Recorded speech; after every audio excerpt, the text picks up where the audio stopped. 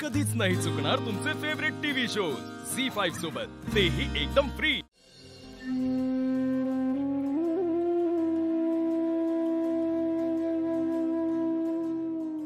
साहेब साहेब चहा आणलाय। ठेवू घेतो। अहो साहेब कुठं हरवलाय तुम्ही? काय ना रे, असं डोक्यात चालू असतं काहीतरी। साहेब तुम्हाला काय बोलायचं असेल ना तर बोला माझ्या संग, मी आहे इथंच। आता काय वेगळं बोलणार चिंचुके?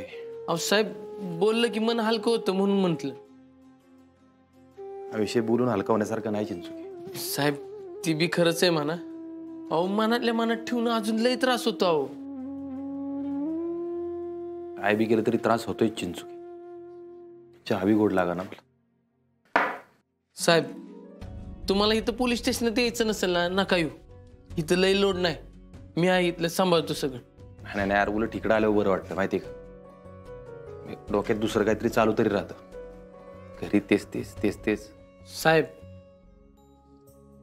तुम्हाला ना आप्पी वहिनींना असं बघवत नाही बरं का, जे वहिनी बऱ्या आहेत ना।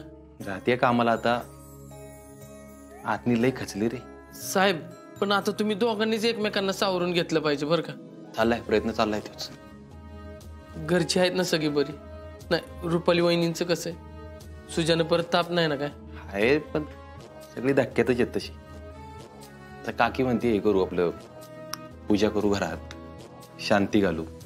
म्हणलं करा आता, काय पूजा करून शांती घालून काय गेलेलं बाळ तर परत नाही येणार।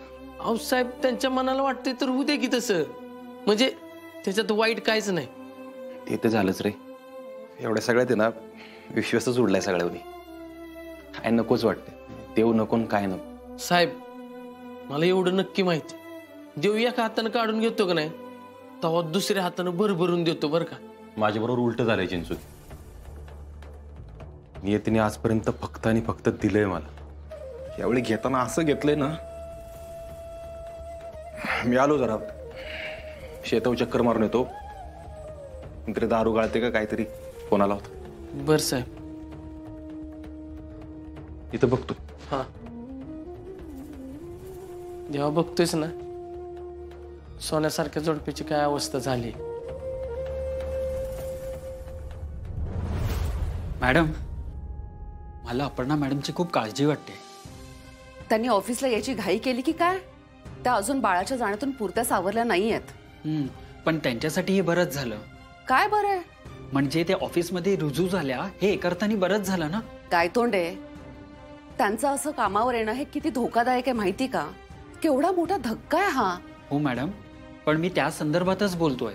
म्हणजे आपल्या सगळ्यांना माहिती आहे की मॅडमचं कामावर किती प्रेम आहे, त्यामुळे त्या ऑफिसमध्ये रुजू झाल्या हे चांगलंच आहे। काय तोंडे, तुम्हाला वाटतं तितकं सोपं नाहीये ते। मी सुद्धा एक आई आहे आणि त्यांचं काम त्यांना या परिस्थितीतून बाहेर काढेल की नाही मला जरा शंकाच आहे। मला असं वाटतं की त्या कामात गुंतून राहिल्या ना तर त्या ह्या दुःखातून नक्कीच सावरतील। घरी बसले असता तर नसतं झालं। हो पण या अवस्थेत त्या जिल्ह्याचा कारभार सांभाळू शकतील का? का नाही, आपण अपर्णा मॅडमच्या मागे ठामपणे उभे राहूया। अर्थात तो प्रश्नच नाहीये। झी5 ॲप डाउनलोड करा आणि पहा सर्व एपिसोड्स एकदम फ्री।